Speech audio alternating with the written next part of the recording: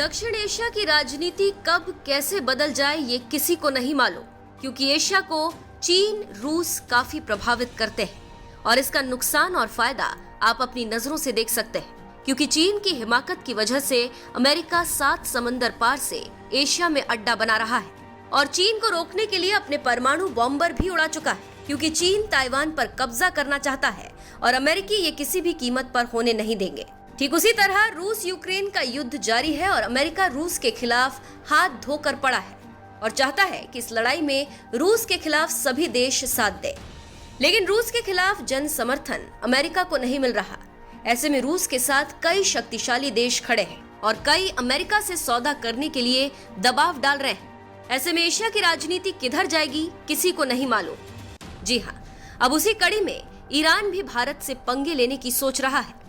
ऐसे में अगर ईरान भारत से पंगा लेता है तो क्या हो सकता है, आज हम अपनी स्टोरी में विस्तार से आपको समझाएंगे। खबरों की माने तो ईरान ने जब भारत से चाय और बासमती चावल का आयात रोका तो राजनयिक स्तर पर अजीब सी हलचल देखने को मिली। ईरान ऐसा कर सकता है इसकी उम्मीद किसी को नहीं थी।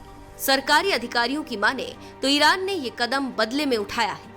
भारत ने ईरान से कुछ फलों जैसे आड़ू और कीवी का आयात कम कर दिया था। इसी से नाराज ईरान ने बासमती चावल न लेने का फैसला कर लिया। जानकारी देते चले कि भारत से मिलने वाला चावल काफी सस्ता होता है, जबकि दूसरे देशों से काफी ज्यादा कीमत पर इसे आयात किया जाता है। ईरान के इस फैसले के बाद सरकार हरकत में आ गई है। जानकारों की माने तो ईरान को ये समझना पड़ेगा कि वो भारत से दुश्मनी नहीं ले सकता। अगर वो ऐसा करता है तो फिर उसे इसकी भारी कीमत चुकानी पड़ सकती है। आपको यहाँ पर बताते चले कि इस साल जून में जब ईरान के विदेश मंत्री आमिर अब्दुल्लायन भारत आए तो उन्होंने प्रधानमंत्री नरेंद्र मोदी से मुलाकात की। पीएम मोदी जो हर देश के विदेश मंत्री से नहीं मिलते, उन्होंने खास तौर पर ईरान के विदेश मंत्री से मुलाकात की थी।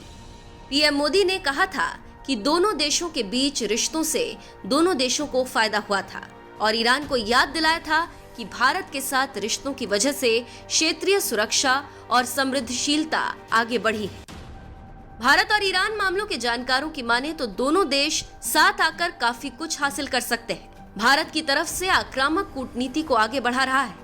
उसका जोर हमेशा से अपने पड़ोसियों और दोस्तों पर है, जो कि उसके राष्ट्रीय हितों के लिए कारगर साबित हो सकता है। ईरान जानता है कि भारत के साथ आपसी संबंध उसके लिए काफी संभावनाओं से भरे हैं, लेकिन ईरान ने ये कदम क्यों उठाया ये हम नहीं जानते। कुछ ऐतिहासिक फैक्ट्स बताते चलें कि भारत और ईरान के बीच 15 मार्च 1950 में राजनयिक संबंध कायम हुए थे। सन 1947 में जब भारत पाकिस्तान का बंटवारा नहीं हुआ था तो दोनों देश एक ही बॉर्डर साझा करते थे। सन 1953 में ईरान में जब शाह मोहम्मद रजा पहलवी का शासन था और इसी समय दोनों देशों के रिश्ते आगे बढ़ रहे थे, लेकिन शीत युद्ध के बाद दोनों देशों के रिश्तों में काफी तनाव आ गया था। भारत जहां रूस के पक्ष में था तो ईरान का रुख अमेरिका के लिए नरम था। शीत युद्ध खत्म होने के बाद दोनों देशों के रिश्ते बेहतर होने शुरू हुए। ईरान और भारत ने अफगानिस्तान में तालिबान के खिलाफ बने गठबंधन उत्तरी गठबंधन का समर्थन किया था। तो इतने पुराने रिश्तों के सामने अब ईरान इस तरह के कदम उठा रहा है तो ये बेवकूफी भरा है। देखना होगा कि आगे ईरान का कदम क्या होता है, लेकिन ईरान का भारत के खिलाफ कदम उठाना आत्मघाती हो सकता है और इससे ईरान परेशान हो सकता है।